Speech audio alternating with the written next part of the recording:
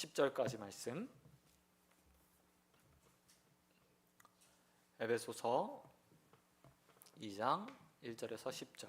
다 자신 줄 알고 한 절씩 교독하겠습니다. 그는 허물과 죄로 죽었던 너희를 살리셨도다. 그때에 너희는 그 가운데서 행하여 이 세상 풍조를 따르고 공중의 권세 잡은 자를 따랐으니 곧 지금 불순종의 아들들 가운데서 역사하는 영이라. 전에는 우리도 다 그 가운데에서 우리 육체의 욕심을 따라 지내며 육체와 마음을 원하는 것을 하여 다른 이들과 같이 본질상 진노의 자녀였더니 긍휼이 풍성하신 하나님이 우리를 사랑하신 그 큰 사랑을 인하여 허물로 죽은 우리를 그리스도와 함께 살리셨고 너희는 은혜로 구원을 받은 것이라. 또 함께 일으키사 그리스도 예수 안에서 함께 하늘에 앉히시니 이는 그리스도 예수 안에서 우리에게 자비로우심으로써 그 은혜의 지극히 풍성함을 오는 여러 세대에 나타내려 하심이라. 너희는 그 은혜에 의하여 믿음으로 말미암아 구원을 받았으니 이것은 너희에게서 난 것이 아니요 하나님의 선물이라. 행위에서 난 것이 아니니 이는 누구든지 자랑하지 못하게 함이라. 우리는 그가 만드신 바라 그리스도 예수 안에서 선한 일을 위하여 지으심을 받은 자니 이 일은 하나님이 전에 예비하사 우리로 그 가운데서 행하게 하려 하심이니라. 아멘. 아멘. 여러분 말씀 가지고 선한 일을 위해 지으심을 받았습니다. 선한 일을 위해 지으심을 받았습니다. 라는 제목으로 말씀 같이 나누겠습니다. 우리는 지난 시간 그리스도 안에서 교회와 성도가 그리스도를 머리로 한 몸을 이루는 공동체라는 말씀을 마지막으로 들었습니다. 그리고 오늘 바울은 그리스도 안에서 우리가 또 어떤 은혜를 누리고 있는지에 대해서 이야기해 주고 있습니다. 바울은 먼저 그리스도의 은혜를 설명하기 위해서 우리가 이전에 예수를 믿기 이전에 어떤 상태에 있었는지에 대해서 오늘 본문을 통해서 먼저 이야기해 줍니다. 바울은 1절에서 이렇게 말하고 있습니다. 우리가 허물과 죄로 죽어 있었다 라고 표현하고 있습니다. 여기 헬라어에서 허물이라는 단어는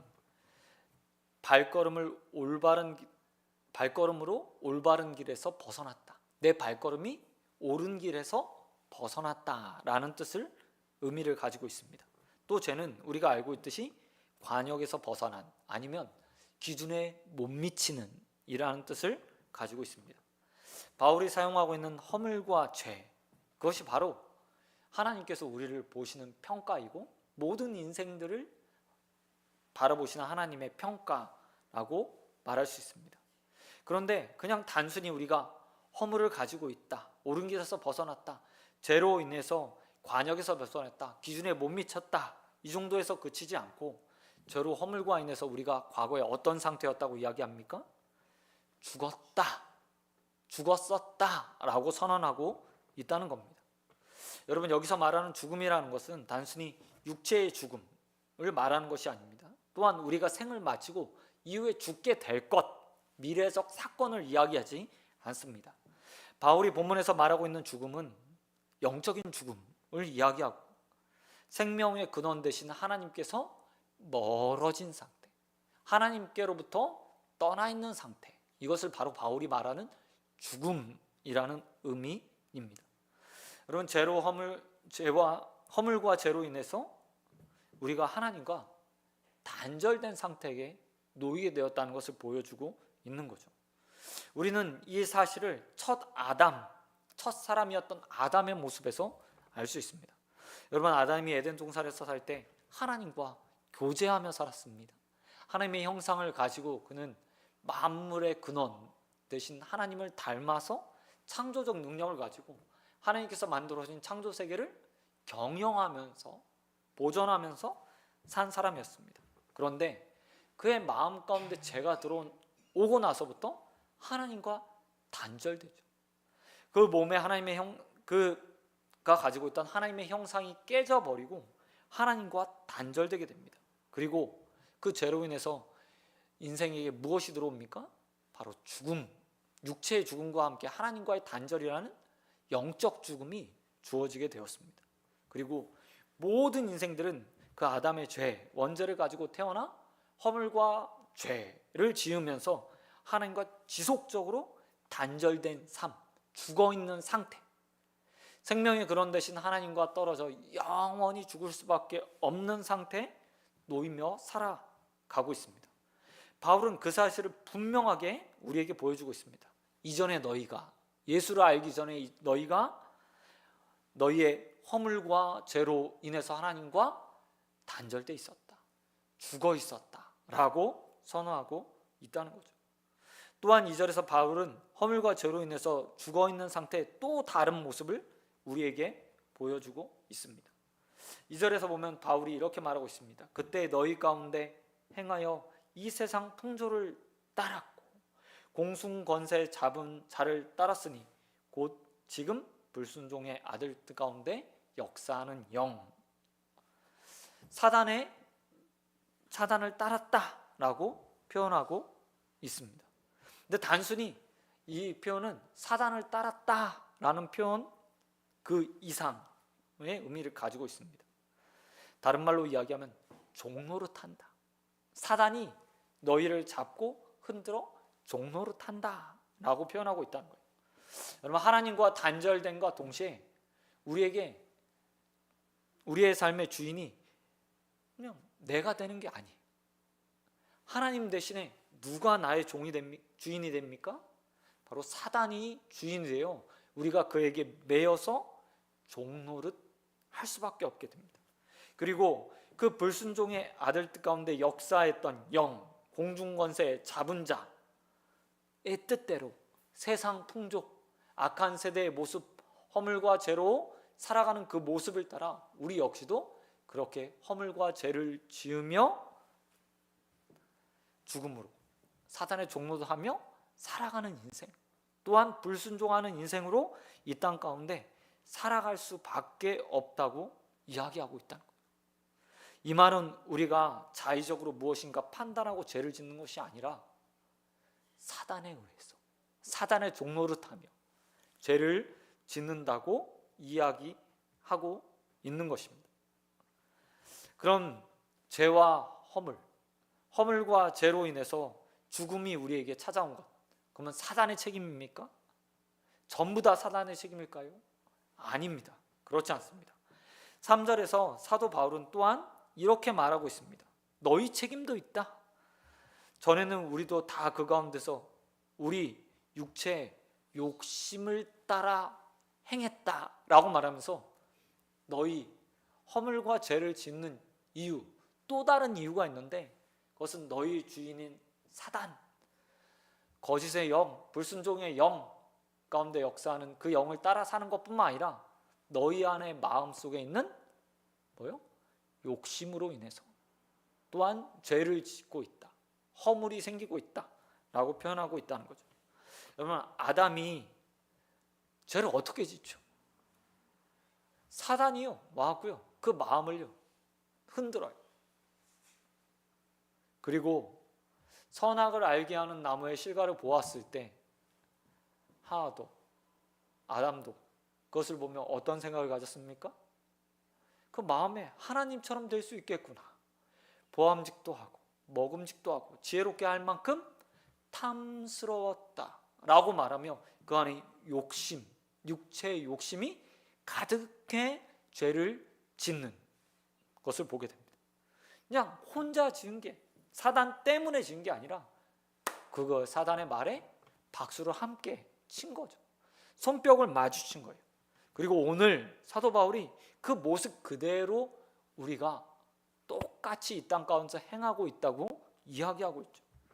어떤 사람들은 죄가 무조건 사단으로 인해서 우리에게 온 것처럼 이야기합니다. 그런데 오늘 사도 바울의 말처럼 우리 안에도요 그 사단의 유혹에 손뼉을 마주치는 욕심이라는 것이 존재하고 있음을 분명하게 보여주고 있는 거예요. 그리고 그로 인해서 우리 안에 하나님과 영원한 단절이 생겼다고 이야기하고 있어요. 그런데 이 단절이 어떻게 깨어집니까? 바로 예수 그리스도를 통해서 달라졌다고 사도 바울이 이야기합니다. 2장 1절에서 바울은 선언하고 있습니다. 그리스도는 허물과 죄로 죽었던 너희를 살리셨다 라고 본문을 시작하고 있어요. 그리스도의 가장 큰 은혜가 무엇인가?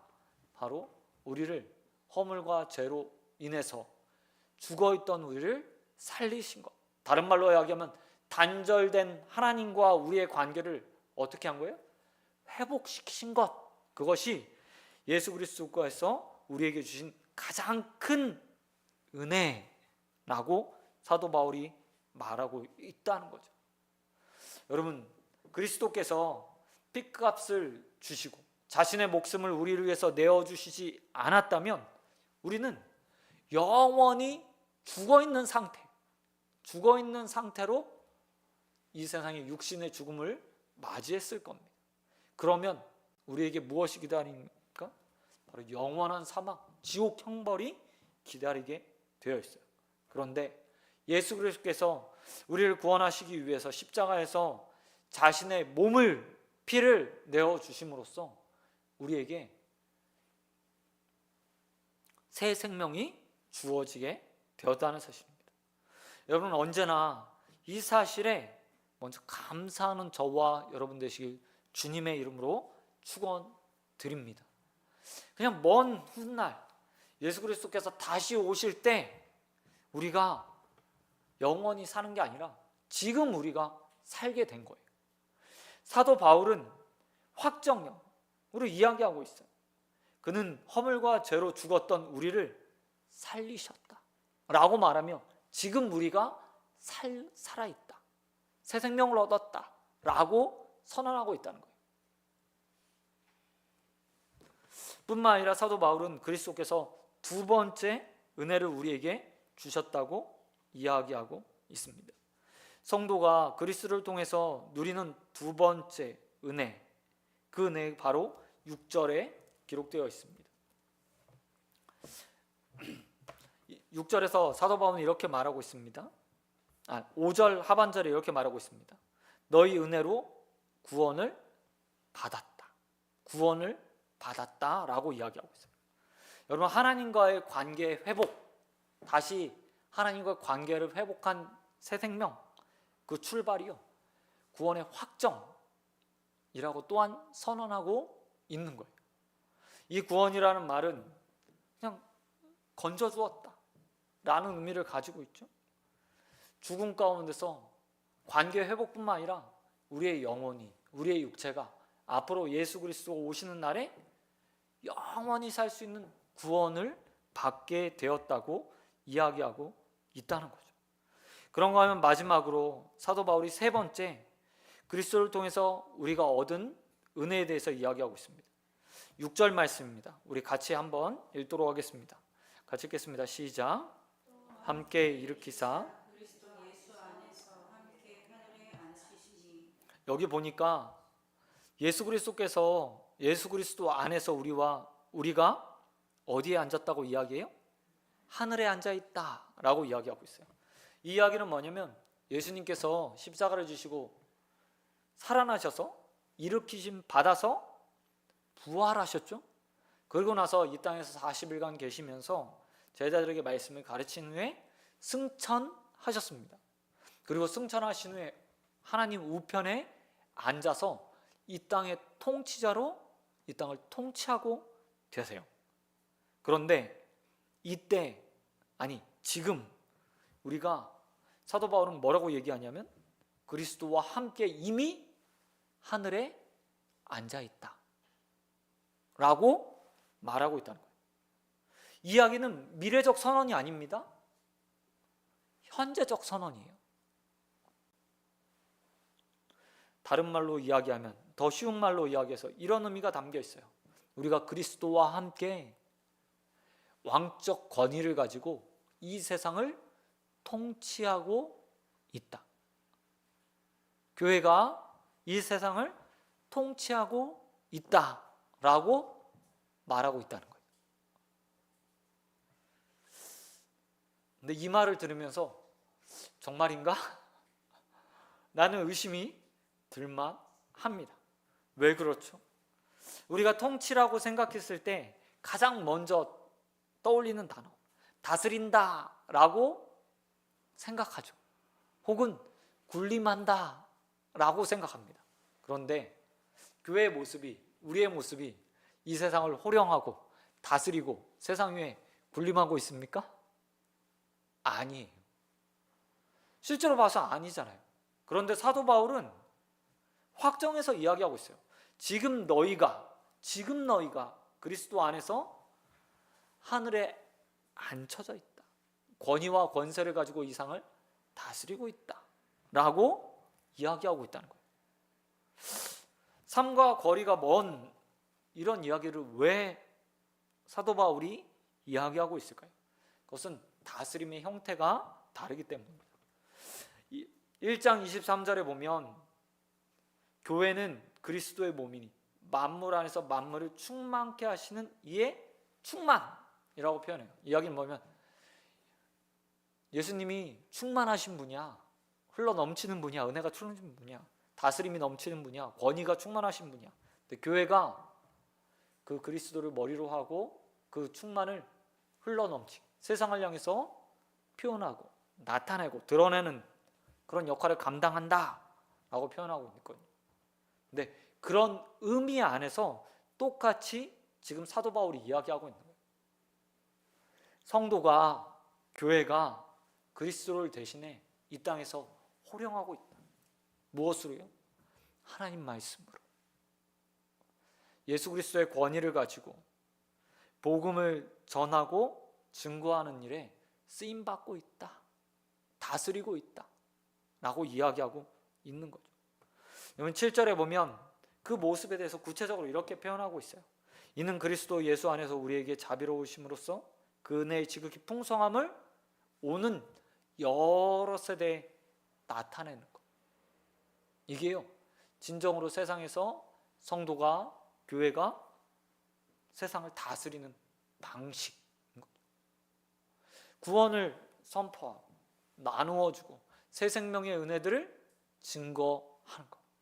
하나님의 풍성한 은혜가 지금도 흐르고 있다고 세상 사람들에게 알려주고 그들을 초청하는 일. 그것을 다스림이라고 표현하고 있다는 겁니다. 우리가 기대했던 거랑 좀 다를지 모르겠습니다. 정말 하늘 보좌에 앉아서 우리가 군림하고 통치하고 다스리는 것, 그것만 생각했다면 어쩌면 신천지가 바라는 그런 하나님 나라일 거예요. 그들이 바라는 게 그거거든요. 내 삶이 역전돼서 하나님 나라가 오면 내가 진짜 왕처럼 군림하고 세상의 모든 사람을 다스리는 그런 역할을 하고 싶어 라고 생각하는 사람들. 근데 그게 아니라는 거죠. 우리의 왕은 단 한 분뿐이에요.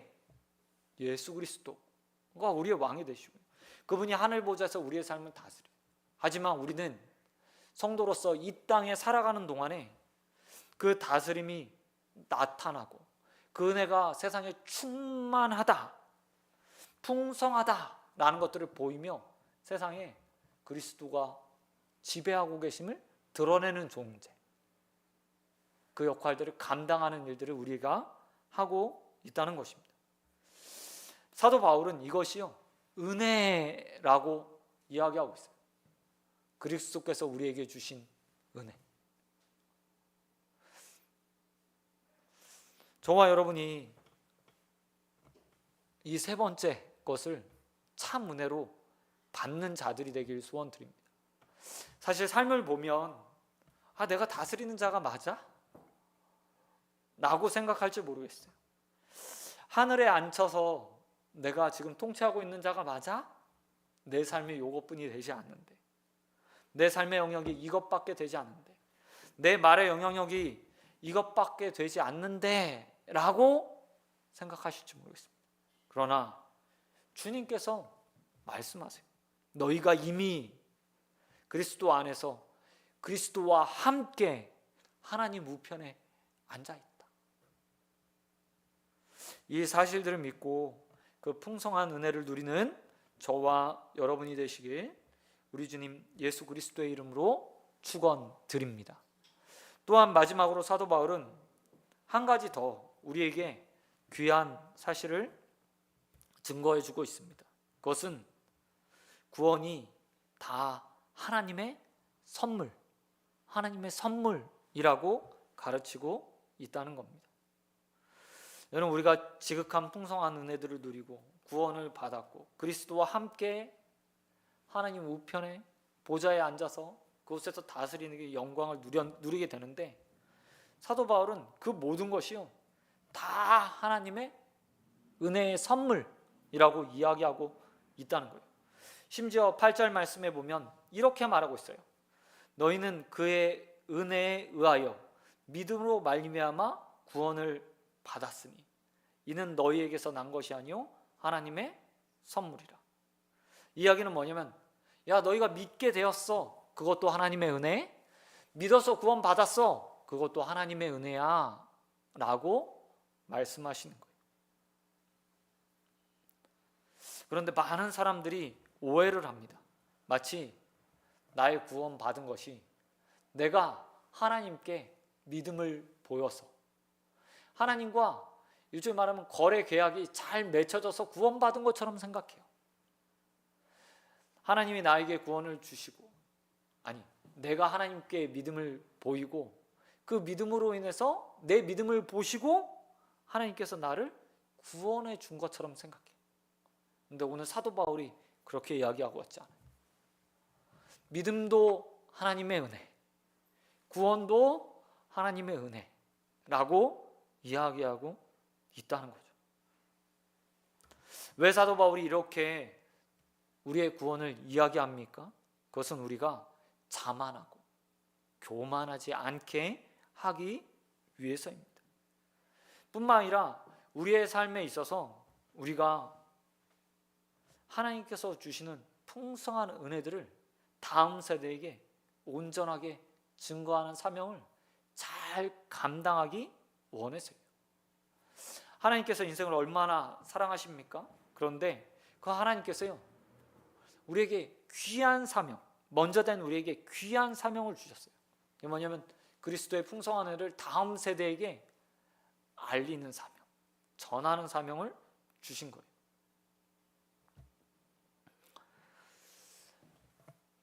우리가 이 사명을 감당하기 위해 반드시 가져야 될 것이 있는데, 그것은 바로 내가 자격이 있어서 쓰임 받을 만해서, 아니면 내가 다른 사람보다 특별한 믿음을 가졌기 때문에 그 일에 부름받은 것이 아니라 그냥 전적인 하나님의 은혜로 먼저 부름받았을 뿐이고, 그 부족한 자에게 하나님께서 사명 또한 주셔서 충성할 기회를 주셨다라고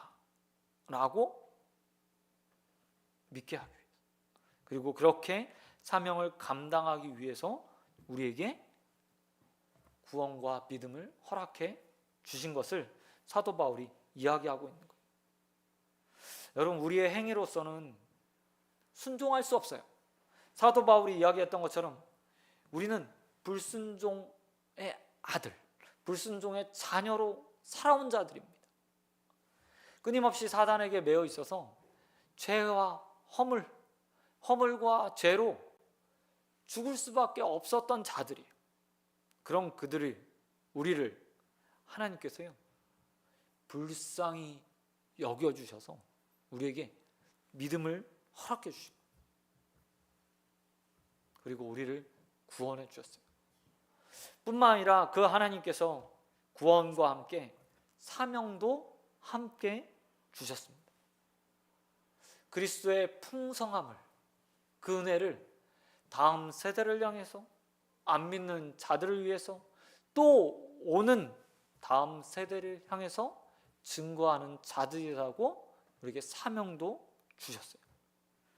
저와 여러분이 그 불러주신 하나님의 은혜, 또 사명 주신 하나님의 은혜에 감사하여서 그 일들을 감당하기에 부족함이 없는 자들이 되길 우리 주님 예수 그리스도의 이름으로 축원드립니다. 말씀 맺도록 하겠습니다. 여러분, 우리는 은혜로 구원받은 자들입니다. 믿음을 가진 것도 사도 바울의 말처럼요 다 하나님의 선물이에요. 선물이라는 게 뭐죠? 요즘은 아이들과 뭐 좀 있으면 어린이날 돌아오는데 뭐 받고 싶어? 물어봐서 원하는 거 주지만 원래 선물 의미가 뭐예요? 주는 사람이 주는 거예요. 그 마음에서 그 형편에서 정성을 다해서 주는 거죠. 사도 바울이 구원이 그런 거라고 이야기해요. 어떤 자격이 있어서나 아니면 대가를 바라고 오는 것이 아니라 하나님이 우리를 너무 사랑해서 믿음도 주고 또 그 안에 구원도 주신 거예요. 그렇기 때문에 우리는 그것들을 당연히 받아야 될 것이라고 생각하면 안 되는 거예요. 정말 선물로 생각하고 하나님의 호의로 생각하고 하나님의 은혜로 생각하며 감사함으로 받아야 합니다. 그리고 과거의 삶을 끊임없이 기억해야 돼요. 우리가 과거에 어떤 사람이었지? 구원받기 전에 어떤 사람이었지? 내가 허물과 죄로 인해서 죽을 수밖에 없는 인생이었구나 라고 생각해요.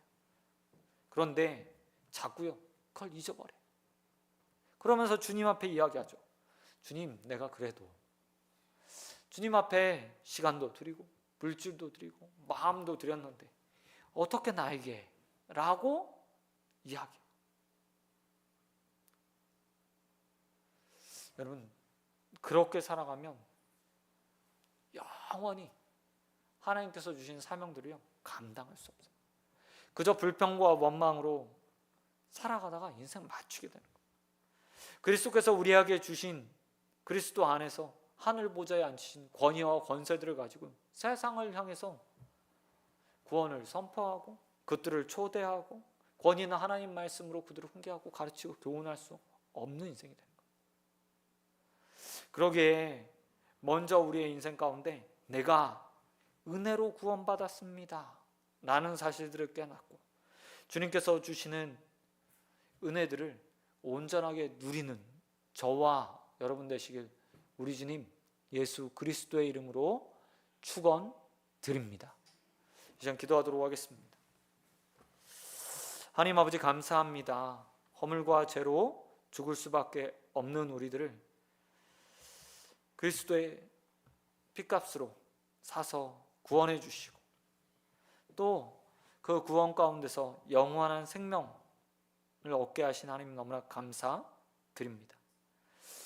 그 주님의 은혜에 감사하여서 예수님처럼 순종하는 인생들이 되게 하여 주시옵시고 또 주님께서 맡겨주신 귀한 사명들을 잘 감당하며 오는 세대에게 그리스도의 풍성한 은혜들을 전달하는 일을 온전하게 감당하는 인생들로 서갈 수 있도록 은혜 베풀어 주시옵소서. 하나님, 우리가 선한 일을 하도록 지음 받았습니다. 그리스도를 선전하고 증거하는 일을 우리가 허락받았습니다. 이것들을 믿고 살아가는 자들 되게 하여 주시옵시고 우리의 삶 가운데서 이들을 행하기에 부족함이 없는 자들로 서갈 수 있도록 은혜 베풀어 주시옵소서. 번음이 싸우며 우리를 부르셔서 믿음 주시고 구원해 주신 우리 주님 예수 그리스도의 이름으로 기도드립니다.